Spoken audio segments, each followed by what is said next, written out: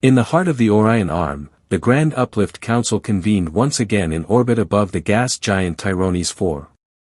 Dozens of species gathered, winged Valari, crystalline Yatesh, and the ever-cautious Thalron among them.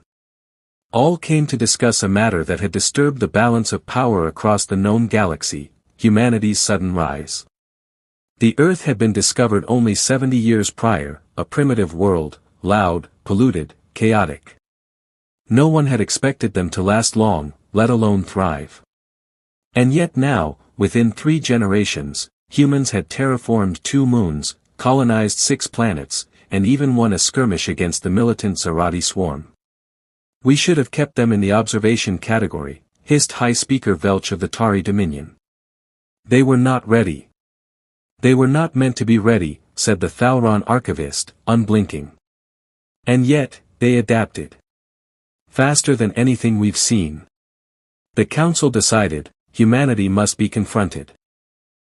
Not with violence, but with ultimatum. Chapter 2, The Human Envoy.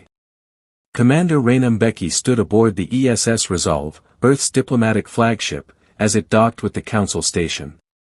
She was tall, composed, and wore no armor.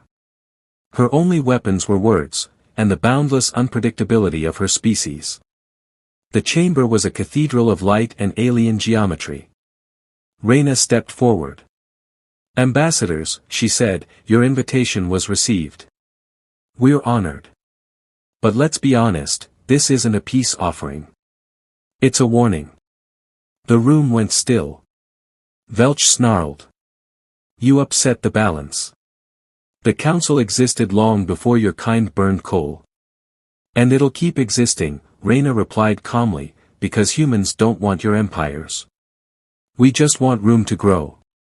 You're afraid because we didn't ask your permission. Because we made progress our way. Yatesh Chancellor spoke next. You bent technology to your will. You uplifted yourselves with no guidance. That is, unprecedented. Reyna smiled. And yet here we are. Chapter 3, The Edge of War.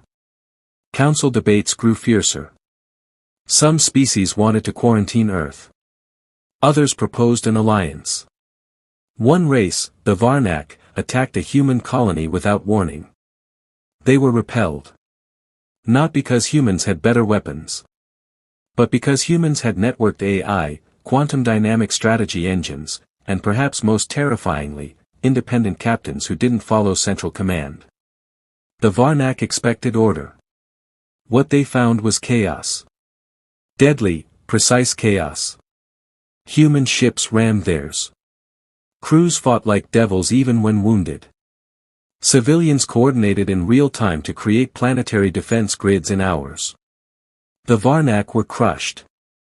The Council panicked. Chapter 4, The Fire in the Dark.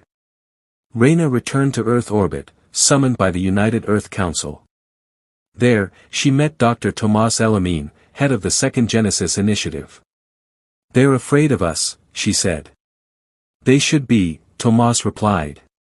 But not for the reasons they think. Not war. Not dominance. Curiosity.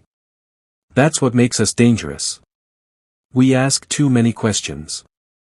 And we don't stop, she added. Behind them, Earth's newest ship gleamed, the Valkyrie, equipped with a transdimensional engine reverse-engineered from a defunct Thalron relic. Built not just for war, but for exploration outside known space. Chapter 5, The Last Argument. The Grand Council met one final time. Reyna stood before them with a message, not a warning, but a declaration. You thought we were just another upstart race.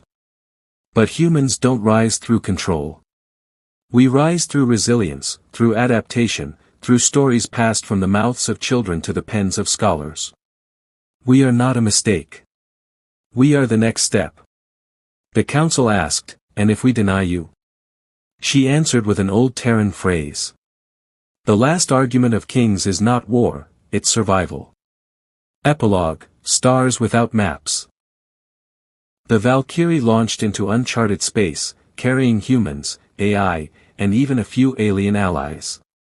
Not to conquer. Not to prove a point. But because that's what humans do.